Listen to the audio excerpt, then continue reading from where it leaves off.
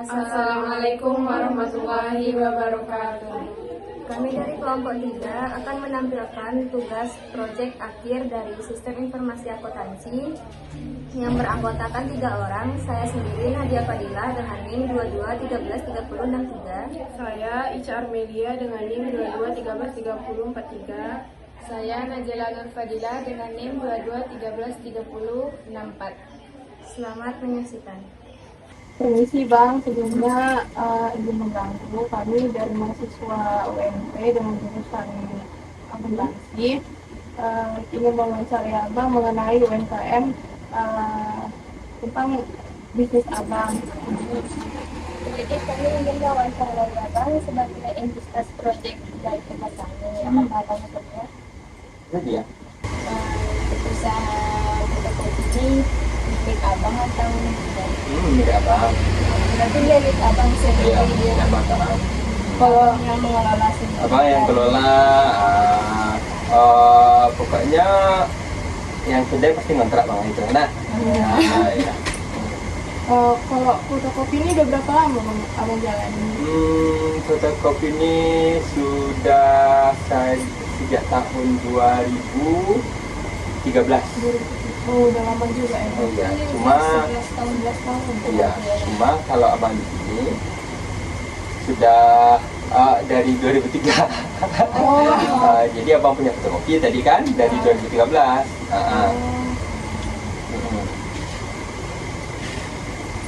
Penjualan Abang selama ini ada nggak Bang menggunakan sistem informasi? Selama ini Abang tidak pakai sistem informasi, Abang pakai sistem manual. Oh iya, sistem manual, belum memakai sistem ekonomi lah. Dia menjadi pekerjaan Abang gitu kan. Tapi udah pernah mencobakan sistem manual? Belum. Kan belum, Abang kan belum memiliki sistem. Ya. Boleh tak kami membantu Abang untuk Punya sistem tuh.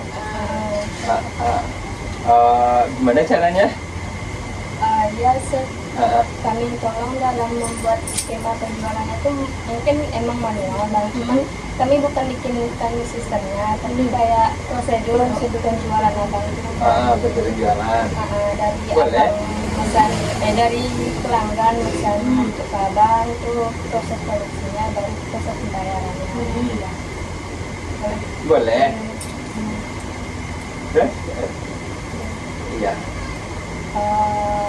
Mungkin itu yang bisa kami wawancarai untuk saat ini Bang. Boleh. Maaf ya Bang kalau mengganggu. Iya, nggak apa-apa. Makasih Bang udah meluangkan waktu. Iya. Makasih Bang. Iya. Baik, sebelumnya Bang, permisi mau kami mau mewawancarai Abang. Ada beberapa pertanyaan. Itu yang pertama, bagaimana sistem kepemilikan usaha ini Bang? Sistem kepemilikan usaha ini sistemnya sistem kontrak. Kontrak. Kontraknya misalnya setahun gitu kan. Soal kepemilikan mungkin punya sendiri. Punya sendiri berarti ya Bang? Ya. Untuk target pasarnya bagaimana Bang? Target pasarnya kalau di sini berhubungan sama mahasiswa ya target pasarnya mahasiswa. Jadi seperti kayak menggait anak-anak skripsi untuk lagi nyusun, itu aja. Kalau untuk sumber modalnya Bang? Sumber modal paling perputaran dari ATK, dari skripsi, terus diputar lagi kayak barang lagi gitu kan. Ya perputaran. Sejak kapan usaha ini berdiri? Usaha ini berdiri sejak tahun 2003 sampai 2023. 24 sekarang. 24 sekarang ya. Ada karyawan nggak Bang? Sebelumnya ada karyawan. Mungkin karyawan sebelumnya ada sekitar 3 orang, tapi sejak sebelum corona mungkin nggak ada lagi, udah mundur gitu kan. Berarti sekarang Abang sendiri. Sendiri.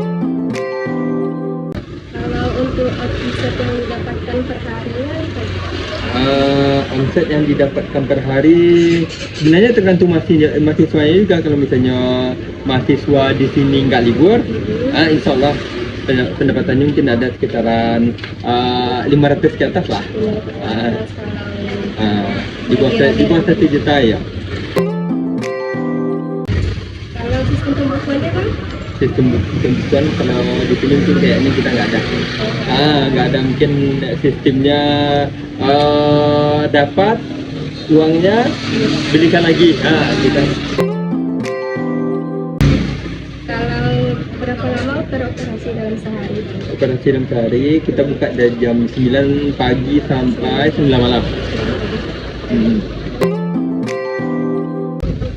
Kalau untuk sistem pemasakan bahan bakunya kan dari mana? Pemasukan dari bahan baku kita banyak dari PT-PT yang ada di Padang seperti Madijaya, Marijaya, Barasaki, dan mungkin tempat-tempat itulah yang paling besar gitu kan. Berarti kerjasama sama PT-PT? Bukan kita kerjasama, kita beli barangnya di sana gitu kan. Iya, termasuk kerjasama juga udah langganan sana ya. Untuk sistem pembagian penghasilannya kan? Pembagian penghasilan kayaknya kalau maksudnya pembagian penghasilan yang ditanya mungkin mengenai beli barang, paling kayak gitu aja kan, buat sendiri kayak gitu aja. Bagi hasil sendiri. Bagi hasil sendiri aja, nggak ada bagi hasil sama yang lain, nggak ada kayaknya.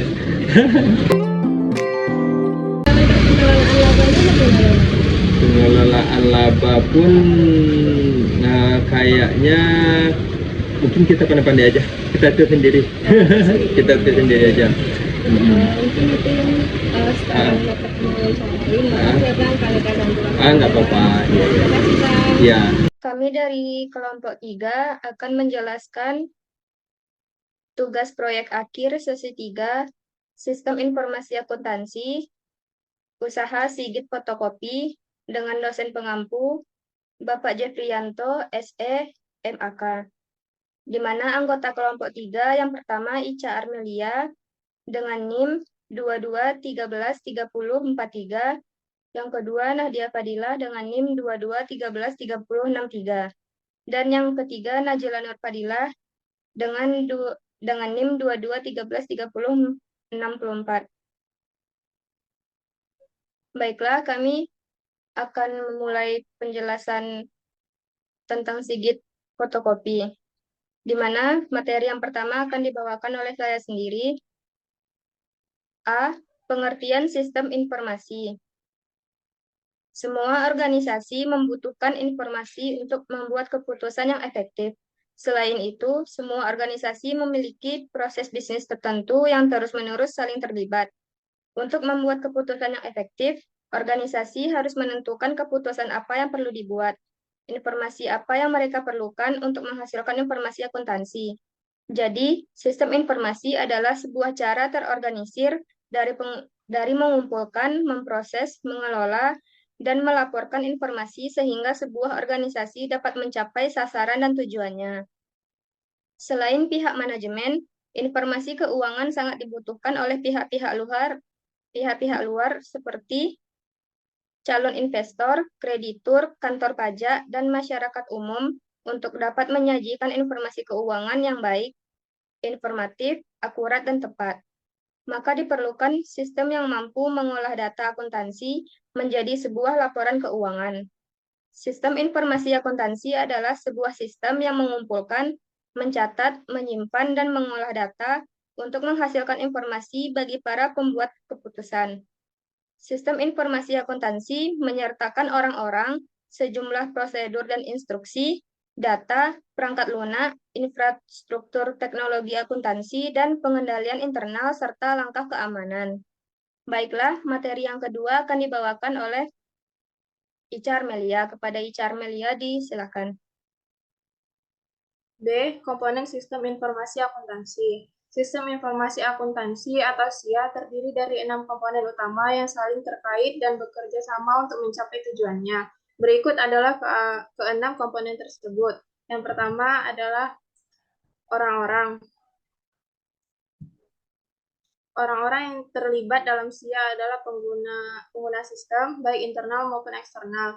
Pengguna internal termasuk akuntan, manajer, dan karyawan lain yang menggunakan sistem untuk melakukan tugas sehari-hari mereka. Penggunaan eksternal termasuk auditor, investor, dan regulator yang menggunakan sistem untuk mendapatkan informasi tentang perusahaan. Yang kedua yaitu prosedur dan instruksi. Prosedur dan instruksi adalah seperangkat aturan yang menentukan cara kerja SIA. Prosedur ini mencakup cara data dikumpulkan, diproses, dan disimpan. Instruksi adalah panduan terperinci yang diberikan kepada pengguna tentang cara menggunakan sistem. Yang ketiga adalah data. Data adalah bahan baku SIA. Data dapat berupa transaksi keuangan, informasi pelanggan, data inventaris, dan jenis data lainnya yang relevan dengan operasi perusahaan.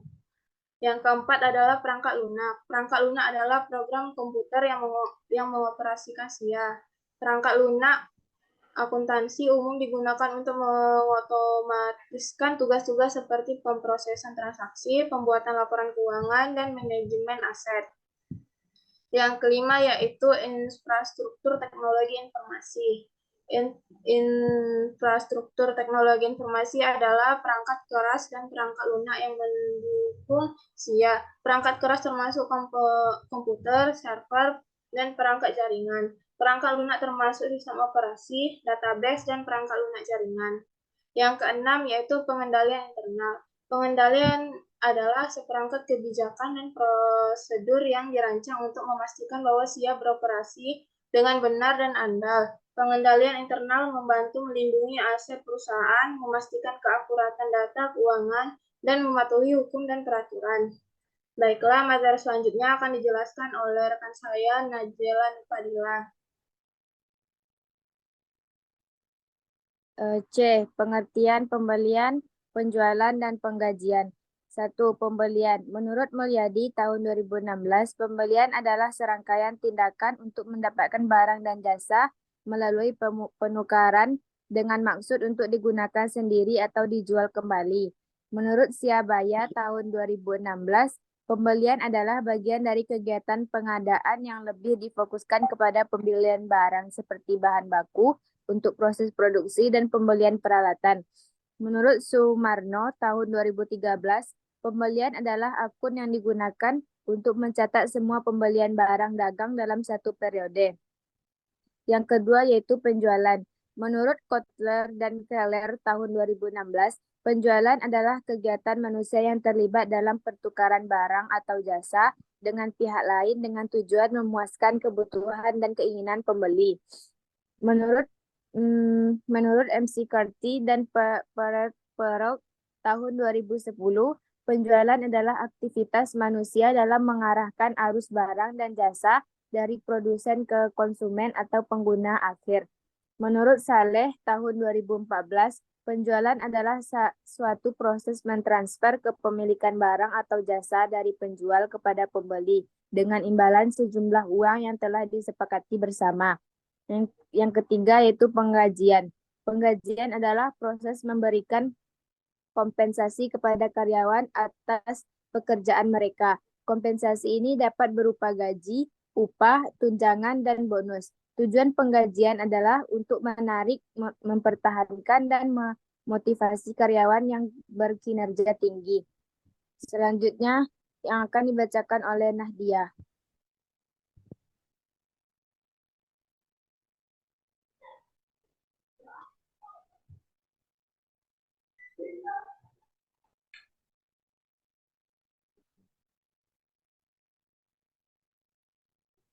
Baiklah, materi selanjutnya, deskripsi usaha. Sigit Fotokopi merupakan sebuah usaha yang bergerak di bidang jasa dan dagang. Usaha ini menyediakan jasa fotokopi dan menjual ATK atau alat tulis kantor. Sigit Fotokopi telah berdiri sejak tahun 2013 dan terletak di Jalan Merak, Air Tawar Barat, Padang. Usaha ini juga sudah memiliki banyak pelanggan maupun langganan, di mana target pasar fotokopi ini terdiri dari siswa, mahasiswa, dan masyarakat di sekitarnya.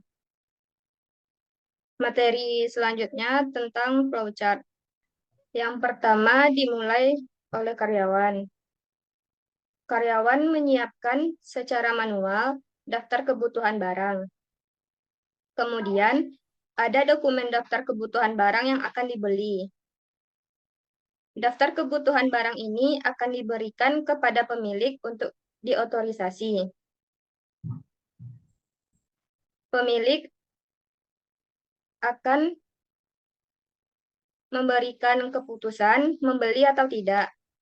Jika pembelian tidak disetujui, maka terhenti sampai di situ saja.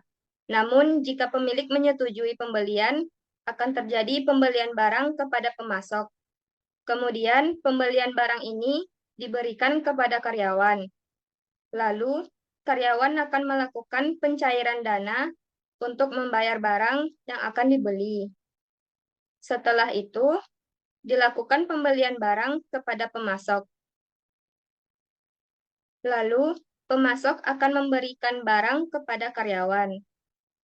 Setelah barang diberikan, karyawan akan menerima dan mengecek barang-barang yang diterima dari pemasok. Pemasok akan membuat nota pembelian. Dokumen nota pembelian ini diberikan kepada karyawan, dan karyawan akan menyimpan nota pembelian ini sesuai dengan tanggal pembelian. Selanjutnya, flowchart yang kedua akan dibawakan oleh Icar Melia. Kepada Icar disilahkan. Flowchart penjualan ATK.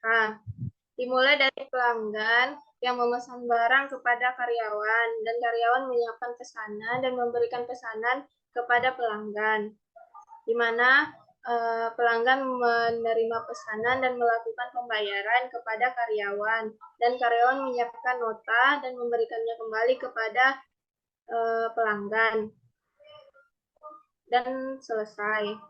Selanjutnya akan membacakan flowchart penggajian yang akan dibacakan oleh Najila Nur Fadila. Selanjutnya yaitu flowchart penggajian. Ya, di sini yang terdiri dari pemilik dan karyawan. Untuk gambar yang pertama yaitu mulai. Di sini karyawan mengisi formulir kehadiran setiap hari. Formulir ini harus memuat informasi tentang tanggal, jam masuk, jam keluar, dan lembur jika ada. Selanjutnya yaitu membayar gaji. Pemilik memberikan gaji karyawan dengan cara mentransfer ke rekening bank masing-masing karyawan ataupun secara tunai. Nah, selanjutnya yaitu gaji. Karyawan menerima gaji melalui rekening bank masing-masing ataupun secara tunai. Gambar yang terakhir yaitu selesai. Proses penggajian karyawan selesai ketika karyawan telah menerima gaji tersebut. F. Pengendalian internal. Dalam teori akuntansi, pengendalian internal merupakan suatu proses yang dipengaruhi sumber daya manusia dan teknologi informasi yang dirancang untuk membuat sebuah organisasi atau perusahaan untuk mencapai tujuannya masing-masing. Berikut ancaman dan cara pengendalian yang akan terjadi. Ancaman yang pertama yaitu pencurian informasi dan pemalsuan dokumen, kerusakan mesin fotokopi, komputer, dan printer, banyaknya pesaing dan pelanggaran hak cipta. Untuk pengendaliannya yaitu melakukan pembatasan akses seperti letakkan mesin fotokopi di lokasi yang terpantau kamera keamanan dan diawasi. Yang kedua yaitu menggunakan prosedur penyalinan seperti membuat catatan siapa saja yang menggunakan mesin fotokopi dan dokumen apa yang difotokopi. Yang terakhir yaitu menjaga keamanan dokumen seperti menerapkan watermark pada dokumen rahasia yang difotokopi dan dilakukan scan to email. Saya kembalikan kepada moderator. Baiklah, sekian presentasi dari kelompok 3. Jika ada kekurangan dan kurang jelas, mohon dimaafkan. Assalamualaikum warahmatullahi wabarakatuh.